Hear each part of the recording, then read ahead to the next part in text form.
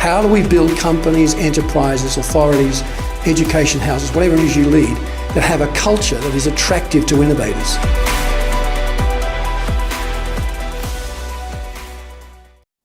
A few years ago, Muhammad Ali reportedly sat on a plane, in first class of course, seat back reclined, seatbelt unfastened, sipping a Coke. The stewardess, the flight attendant, came to him just before the pre-flight announcement. She said, "Sir, I must ask you to fasten your seatbelt. We're about to leave."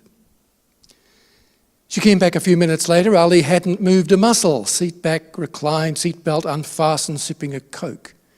"Sir, I must ask you again. You must fasten your seatbelt. We're about to push back for takeoff." She came back at the end of the pre-flight announcements only to find that Muhammad Ali hadn't moved at all. She said, "Sir, I really must insist that you fasten your seatbelt. We are about to leave." Ali looked up at her with a mischievous gleam in his eye. He said, "Ma'am, Superman don't need no seatbelt." And I just wish I was half as quick-witted as that stewardess was. I wish I was half as proactive as this woman. She rose to her full stature of about 5'5" tall, looked Muhammad Ali in the eye and said, "Sir, Superman don't need no plane." And that's what I call being proactive, being on the front foot, being ready for whatever the environment can bring at you in terms of opportunity or challenge. And we are living, are we not, in times of exciting opportunity, but also in some regards, daunting challenge. In one area in particular, in automation, this is true. When you say automation to a group like this, most people automatically think of full-blown robots. But one of the fastest growing areas of automation today is the simple chatbot, which of course is a piece of software that allows us to communicate with machines in fluid, almost human-like ways, often in many languages. These are greatly favoured by travel companies today, by food companies, by artists and musicians who simply want to keep in touch with their audience. Chatbots are very attractive to any enterprise that wants to give its clients or customers a more organic, interactive follow-up experience. Automation is making its way more and more into aged care today. In Japan, the Japanese nation ranks regularly bottom of the G7 nations in the UN's annual happiness index. And so two young entrepreneurs decided they wanted to change this. They devised a robot they call the Loveot, the love robot. It's a companion bot that will mimic human affection. It will grow warm to the touch when you cuddle it. It will go to sleep if you nurse it in your lap. It will follow you around the room if you are kind to it. And these sorts of machines are now being used extensively in Japanese aged care homes. And in a study a couple of years ago, 90-odd% of the care recipients said we prefer the robot carer to the human variety. Automation is growing in the area of mining and heavy industry. We're an energy capital, so mining is of interest here today. Spark is an international organisation sponsored by the EU, which represents the interests of robotics in many industries. And Spark has identified mining as a major area for growth in automation in the next few years, especially mining in space. As we begin to talk seriously now about mining asteroids for things like nickel and cobalt, it's been found that one 500 square metre asteroid can contain more platinum group materials than we've ever mined on planet Earth, which is a remarkable thing. And platinum group materials, as many of you know, are extremely rare and extremely valuable. Of course, there's a flip side to every opportunity. And in case of automation, there are great challenges, one of them being the challenge to employment. McKinsey found recently that something like 800 million jobs will be automated globally by the year 2030. Up to 73 million jobs in the US alone. And of course, the thing about underemployment going forward is that it's not just a challenge to lower paid, lower skilled jobs. Now the higher end is being affected as well. The orchestra that you see here is playing a piece of music devised completely by a machine or a network of computers. The network is called IAMUS. It is situated in the University of Malaga in Spain, and it's already written thousands of pieces of music in the modernist classical genre, and it's now moving into other forms like my favourite, jazz. That will be interesting. It's not just lower paid jobs anymore that are affected by underemployment through automation. Law is affected. The young British man who devised the Do Not Pay app, which has saved many Britons thousands of pounds in unfair parking fines, is now using the same technology to allow you to automatically sue a company that misuses your data or abuses the privilege of using your data. Debt is a problem associated with automation, especially as we move to increasing cashlessness. The Swedes today are wanting to go fully cashless by 2030. And yet, 88% of Swedes say they feel a strong attachment to cash, and 67% say, we think access to cash ought to be a basic right, because cash is important. I think that's true. Cash is messy, it's weighty, it sits in your pocket, but you can feel it leaving your pocket. By going fully cashless, we essentially encourage people to spend without forethought. Great movements forward in education. Any educators here today? Wonderful, I love educators, thank you for coming. Great movements forward in automation, on many facets. We could talk about it all morning, but machine-human augmented teaching systems are on the rise in countries like the United States. So we have robotic machines now, like the Now robot, which is partly built in Birmingham, are being used to connect students in one place with a teacher on the other side of the world, or a classroom on the other side of the world. And apparently they're more successful than doing so by Skype. Of course, the only thing a robot can't do, ladies and gentlemen, is show empathy for a student. Empathy is the one thing a robot will never be able to do, because empathy requires or assumes a shared human experience, which by definition, of course, a robot cannot possess. There are big opportunities in terms of what I'm calling biochipping. Nanorobotics, the building of microscopic machines from the atomic level up that can in time be injected into the human bloodstream. They would be very useful, for example, as a replacement to the pacemaker, because they can deal with cells and the condition of cells directly in the heart. They can become antiviral machines targeting harmful bacteria and other conditions or cells while leaving the healthy cells alone. They're essentially surgeons we swallow. There are great developments in 3D bioprinting now, to the point where we're looking at printing organs in space. Now this sounds like sci-fi to some of you, but remember, Wi-Fi was sci-fi not that long ago. For a long time we've known that it is possible to use a cellular version of a 3D printer to build human organs like kidneys or livers, and in time even hearts, for transplant purposes. But when you build a human organ on planet Earth, it collapses under its own weight. And the weightlessness of space, of orbit, might actually be a solution to this problem, and people like NASA are starting to look at this seriously. We have brain-machine interfaces on the rise. Some of you are aware of the work being done in prosthetics today. New prosthetics which are much more accurate, much more useful, because they can be wired directly to the human brain stem. But again, with the opportunity of biochipping come the challenges. We have the challenge of gene editing. How many read this story recently about the now infamous Chinese scientist who edited the genes of twin babies? He did it ostensibly to make them more immune to the HIV virus, because studies in mice have shown that this can work, and not only will it deal with HIV, it will improve cognition and memory. But of course, as many scientists are pointing out in the wake of this story, babies are not mice. Mice are not babies. We don't yet know the full consequences for these children later in life, or perhaps more importantly, for their children after them.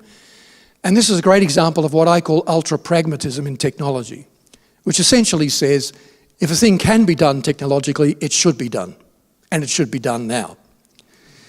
There's the challenge of ID biochips. A growing number of companies in the United States and Sweden today are encouraging workers to have radio frequency identification devices as small as a grain of rice embedded under their skin, usually in the hand or the wrist. These employers say this gives great efficiencies because it allows, for example, people to open security doors with a wave of a hand, to run machinery in the office with a wave of a hand, to buy their lunch in the canteen with a wave of a hand. But I wonder how we will feel when employers stop encouraging us to have these devices and start insisting that we do. I wonder how we will feel about our bodies becoming hackable and trackable devices. Your phone is hackable. Any computerized device is hackable. Your phone is trackable, but at least you can turn it off or leave it at home. You can't do that with a chip embedded in your skin. Chip theft would be a problem because a thief can steal your cash without necessarily doing you violence, but they cannot steal a chip embedded in your skin without doing you harm to some degree. So I wonder whether the efficiencies that are spoken of here are actually false efficiencies. There are great opportunities in data mining. We're all familiar with that term now. It didn't exist 12 years ago. Great advances in neural networking with computers, essentially building computers that emulate to some degree the function of the human brain in the way they operate. They're nowhere near as complex as the human brain, and it'll take a long time before they ever are, if they ever get there. But they're trying. And this is leading to new advances in translation of text and language. Neural machine translation, it's called, modeled on the human brain. It doesn't any longer just translate a word, it translates or predicts a word sequence in the same way that we do when we're hearing a conversation. It's not quite at the level of our understanding of nuance or cultural context in language, but it's moving in that direction. And by 2024, we expect the European market in machine translation to be worth around £300 million. Right now, Google Translate, how many have used Google Translate? Google Translate is used by 500 million people worldwide every day in 100 languages. Blockchain, difficult to explain to anybody, but important in the world of cyber currencies. It provides a ledger, a mass accountability. Every transaction in the blockchain can be traced in the blockchain system. And it could in time be used to help protect your privacy, to give you greater say in who gets access to your data and what they use it for. It could be used to help us prevent or track fake news stories by keeping a ledger of the sources that are trustworthy. So this is exciting. All of this, data mining, is exciting for social enterprise. And there may be someone here today who's engaged at some level in social enterprise. By the way, if you are, you're part of a sector that didn't exist a decade ago. There was no social enterprise. There was third sector, charity, and there was business, but nothing in between. There's no one solving problems in profitable ways in the way that social entrepreneurs are doing today.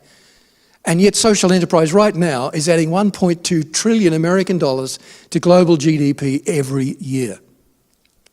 Has anybody here heard of a charity called Be My Eyes? You need to research it when you get home. Just look it up on Google. Be My Eyes, one word, is a charity globally that helps people who are sight challenged. This is a great example of how data mining can operate in a social entrepreneurial environment. If you're sight challenged and you're confronted by a street sign you can't read, you can actually immediately hook up through an app on your phone via video call to someone anywhere in the world who will read what you are seeing for you. Great for people who live alone, for example. Great for people who spend a lot of time alone. With this, though, comes challenges. Challenges to privacy. 60% of the new smart toys on the market today are actually sending data to the cloud. So you buy your child a new toy that has a voice recognition built in and maybe a camera. 60% chance that toy is going to send information to the cloud, which will then, of course, be utilised mainly by advertisers to pitch products at children generally. According to the House of Commons Select Committee a few weeks ago, Facebook, despite all of its recent warnings and challenges, is still more interested in profit than data security. Meanwhile, China has learned to identify citizens via CCTV through their walk, the way they carry themselves when they walk. And we are facing, as a result of invasion of privacy, what some are calling choice overload. Here's a fascinating study. It only came out a few weeks ago. A study of judges in the UK found that a judge is more likely to grant a prisoner parole if the case is heard early in the day or just after lunch. So if you're in prison, hopefully you'll never experience that, but imagine you were for a moment and you're applying for parole, you better hope that your case isn't heard just before lunch or at the very end of the day. Why? Because this choice overload is affecting the way judges make decisions. They're faced with so much choice. It's human nature that when we get an overload of choice, we go for the default option, which in this case is keeping someone locked up behind bars. So the more we receive in terms of advertising and marketing and data as a result of data mining, the higher the likelihood that we may make less healthy, well thought out decisions. And now, of course, we have internet addiction disorder. I won't ask if anybody here is affected by that, because I wouldn't admit even if I was. It affects 6% of the globe, according to the University of Hong Kong. It's now recognised by the American Psychiatrists Association as a bona fide disorder needing certain types of medical treatment. If you think about it, the internet is an ecosystem of distraction. Have you found that? When you read a book and you find a footnote, you don't say, I must buy that book immediately and leave what you were doing to go buy that book. But we do that on the internet with hypertext links. It is an ecosystem for distraction. If you're an employer, how many employers of a team are here? The tired looking ones just struggling to raise their hands. In the United States not long ago, it was found in a national survey, it may be different here, but I doubt it, that if you set a worker down, any worker at any level, behind their computer and open their email interface program, whatever that is, it will take, on average, about 11 minutes for them to be distracted by what's on the screen, by the emails. It will take 30 minutes on average for them to return to what they should have been doing, and 40% will never return to what they should have been doing. Now, I suggest that in the age of email, it's even more true of social media in the workspace. And we have other cognitive and behavioural dysfunctions we could talk about. For example, multitasking.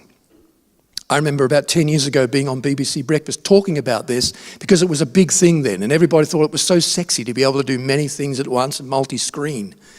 But a recent study at Stanford University has backed up what we've known all along, that you may actually get access to more material this way, but you get worse at spotting what's important in that data, in that information.